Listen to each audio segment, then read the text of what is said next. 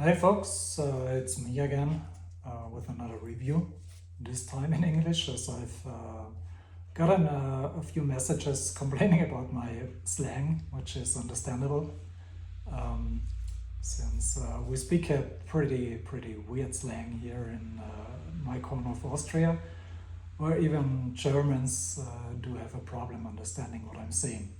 So English this time with some subtitles later, and gonna show you this beauty today. This is the Rightstuff Revo, the newest model from Oleg. As you can see already, this thing is really small. It's one of my favorite machines at the moment. Don't be fooled just because it's small. This is a real powerhouse.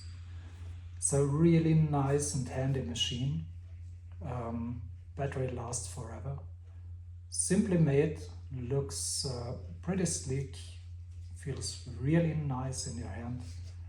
And the most important thing about this is Oleg got a patented mechanism inside, which really feels like having GIF. I'm not sure if it's actual GIF, could be not. I actually opened it and had a look inside how this everything works there. Was asked not to show it because of the pattern, so not gonna open it for you today. I got two of those actually. This one is the stroke 4.7.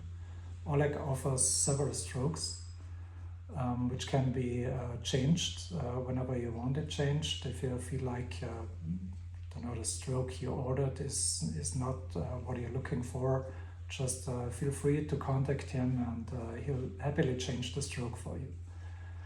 What can I say about the machine in general? I really love the 4.7. This thing feels really strong. Got a nice and snappy feel to it. Works awesome for lines and structure for me. For soft shading, I got the one with 3.2 stroke. Run that one quite a lot faster, gives really nice and smooth shades. Also like to use it for black work actually. It's a real nice combination. Generally speaking, the machine has an awesome balance.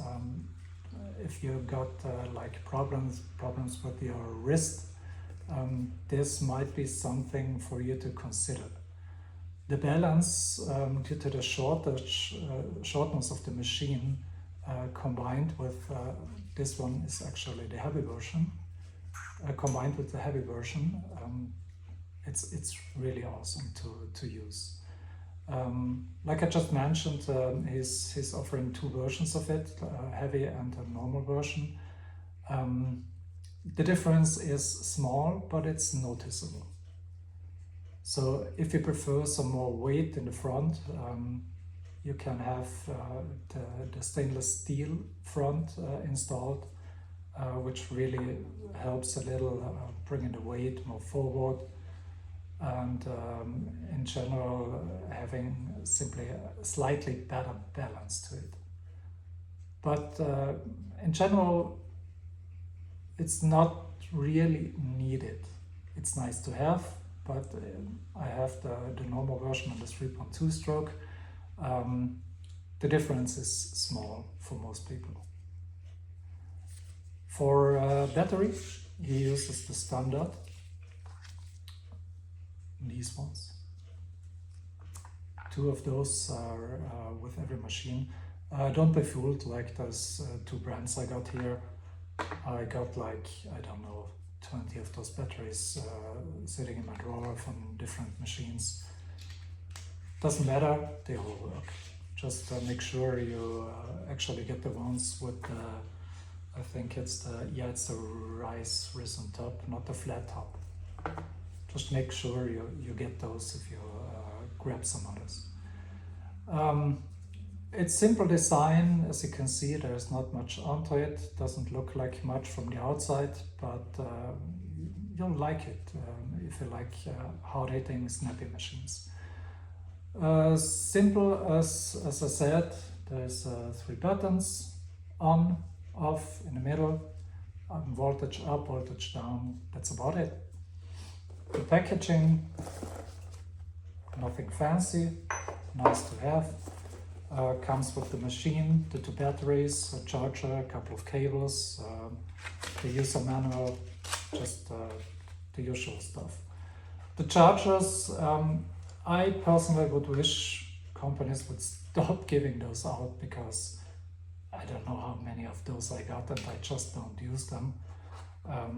There's a lot better ones out there, so just invest like 30-40 euros and you got a way better charger which will last years to come. For the grip, I'm not a fan of those grips. The edge in front of the grip, at the front of the grip, it just doesn't feel comfortable for me. So as for most of the machines I buy, I'm making these 3D printed, designed by myself, fitting to my needs, and really enjoy working with those a lot more than with the normal grips. So for the size comparison, I got this one here, it's Musutoku. Musutoku has the usual, pretty much the usual size of most machines now. If you take a look, after using the Revo, almost anything I got here feels bulky to me. It's really a difference using the other machines, and I usually need like 10-15 minutes to adapt if I decide to use something else after I have the Revo running. For the general on-off stuff, it's like clicking 2 times the middle button, turns on. Up, down, voltage. It also got a Hertz display, as you can see. And what I really like about the Hertz display on the Revo, I actually trust this one. I usually don't trust them because if you check most machines with the Hertz display, if you set it to like 100 Hertz and let it run without a cartridge and insert the cartridge, then they usually don't change, and that's kind of not possible. Because the tension of the membrane should actually put stress on the motor and slow it down a little. So all those companies usually do, they just take the voltage reading and convert it to Hertz and read that out and be done with it. This one changes. So even though it's probably not 100% accurate, because it's on brushless motors, it's kind of hard to read out. It's probably more accurate than most other machines. For the voltage, the Hertz itself, it always, when turning on, runs at 5.7. That's a little downside, which sometimes annoys me, because I always run both of my machines, especially when doing realism. I like to swap back and forth depending what I do. And I usually play a little with the voltage up and down, depending how the skin responds and stuff like that. And if you put it aside, it turns off after a while, and when turning back on, the voltage goes back to 5.7. So I have to reset it, and it's just a minor thing, but those minor things are kind of annoying at times. It's not a big thing, like I said, but yeah, everyone feels different on those things actually. Oleg recently upgraded my machines. I had one of the first batch, 2 of the first batch actually, where there were some problems with the cage for the battery inside. It was a little too tight and batteries would really be hard to get out. He upgraded that, so if you got the old version somehow on your hands, contact him and he'll happily change that for you. Works really well now, no problems anymore. He also upgraded the machine a little with a little system inside that helps the machine starting up with the cartridge inserted, especially if you use cartridges with a harder membrane, because on the 4.7 stroke were a little issue with the first batch starting the machine, especially when it got slightly low on volt, which kind of, yeah, it was a little annoying. Not a big problem again, but it works really well now, no problems anymore. And saying that, you will not notice a power difference when the battery gets low. Could imagine there might be an issue, but I didn't notice any difference in power when it's getting low. So the battery usually lasts really long. I had this actually in use today for 3.5 hours roughly, and we are at 3 or 4 on the battery now. So a full day session with one battery should not be a problem for most people. I've used this to line with like anything from 3-liner up to, I think the biggest I had was a 13-round shader. Runs nice and smooth, the heels are great. I can't complain. It's one of the few machines I will actually keep. Doesn't mean not swap around, because I like to swap around and try new stuff, but the Revos are definitely going to stay for me. What I didn't like also about the standard grip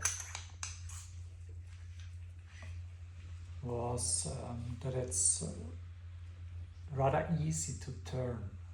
So I'm gonna show you how I wrap it a bit later, and using that, yeah, it's a little trick, whatever, really helped me a lot with getting this a little tighter. Also, Oleg installed new O-rings when I sent him the machine the last time.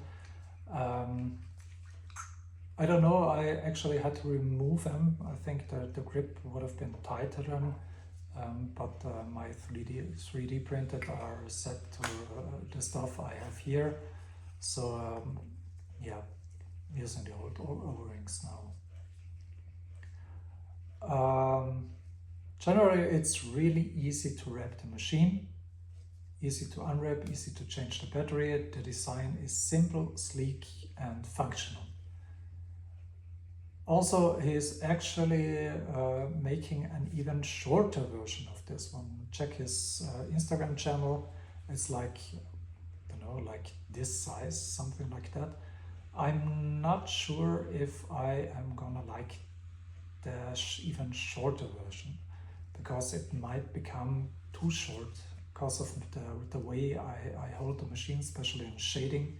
I'm like this usually, and use it like a brush, and the shorter one will probably be too short for me to use. So this size is, for me, this is perfection in the terms of size, because it's just really nice to handle. For someone with really big hands, it might be uncomfortable. I'm unsure about that. But someone with the size of my hands, I got large gloves, so you got a reference. This is really nice, and someone with even smaller hands should have a great time with the machine in general. I'm going to show you how I wrap wrap the machine. This is probably the easiest machine to wrap for me personally. I know, I mean, I don't like the clip cord sleeve or the pen machine bags. That's not something I like to use. Yeah, I don't feel it. It's comfortable to work with because of the turning. The grip, I like to have this separated so I can simply turn everything. All you actually need is grip tape and a sheet of barrier film. Barrier film just right behind the O-ring, wrap it around.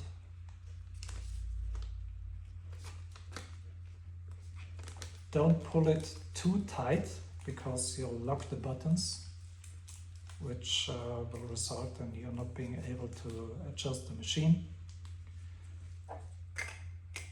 Like this. Put the grip over it.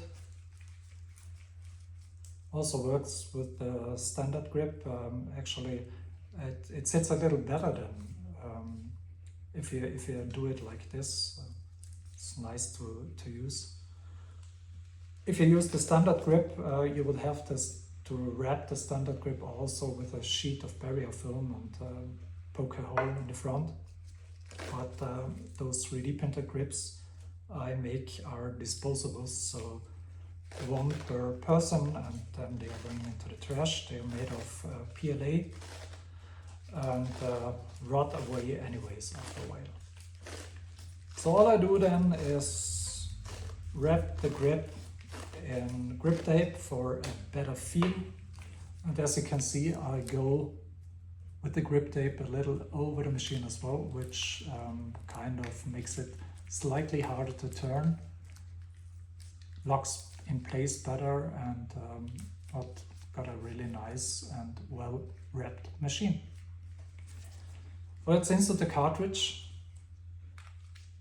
and start it up. I also make the grips so the cartridges usually sit really tight. I like that. I don't like when the cartridges have movement. There is quite a few grips out there where the cartridges either have play or they are too tight. I had the problem with the Bishop grips in the past where they just would lock so tight you need pliers to actually get them out, and that's fucking annoying. So we got a GN 9 Mag here.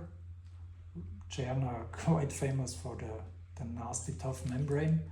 They're tougher out there, but this is one of the hardest membranes there is. Also, I quite often had issues with JN cartridges, membranes ripping with long strokes, 4.5 and up, even with JN's own machines.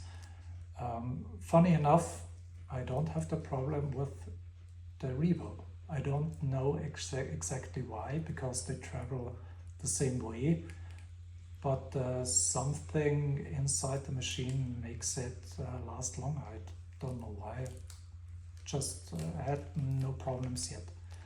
So let's turn it on at the usual 5.7 volts.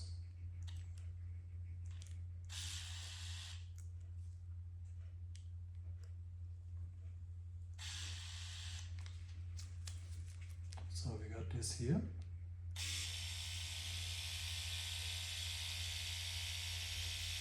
Sounds pretty neat. It's really silent, also low vibration, and if you take a look now, the hertz, they actually jump a little, and that's an indicator for me that it actually reads the correct value, because as the motor turns, the force on the motor itself, it changes. So this can't be stable. It's just not possible to be stable all the time. So we at 5.7 with the GN cartridge inserted, we got something around 80, 85 hertz, something like that. But for most of us, it's just a rough reference, and we used to usually just like how the skin responds, how everything works, how um, people respond, and stuff like that. Generally, really like how it runs. It's smooth, it's got low vibration, it feels really, really nice in your hand. I can work with this forever in 3 days without having any issues like my hand hurting. Even if for lining, I'm holding it like really in the front. That's why I like the grip to be rounded in the front. Just feels way more comfortable. When I'm shading, I'm like this. So brush type movement, brush type grip on the machine. I'm not gonna show how this lines on fake skin and stuff like that, because I think that's completely useless. Everyone has a different style of working, and I work completely different than most other people, especially in lines, because I hardly ever do single pass lines, even though I've done single pass lines with this one. And there's not many machines, not many rotary machines where I actually can pull single pass lines. Pretty much stopped that years ago when I stopped using coils. I think it's yeah, but rotaries, it just doesn't work as well for me. So like I said, I'm not gonna show you how it runs on fake skin. Have a try yourself if you can catch Oleg somewhere at a convention. Also, the price point of this is really, really nice. It's one of the cheaper pens out there, if you don't include the whole Chinese stuff that is out. I think it's like 650 or something without tax, or 700, something like that. So it's really, really okay on the price. And also, if you're from Europe, Oleg is in Poland, you got service, you got a great contact. He's a friendly and nice guy. For me personally, it's a recommendation, but as usually, everyone has to try it on their own. Everyone is different, and it might not work for everyone. So if you're looking for a new machine, if you're looking for something that's really small and convenient and easy to use without all the, almost that stupid stuff, without all the funky stuff, like there's on all those weird displays nowadays where you can pretty much almost count as a Game Boy. This might be interesting for you. Have a look at it. Check out Oleg's channel on Instagram. Lots to see there. Have a good day.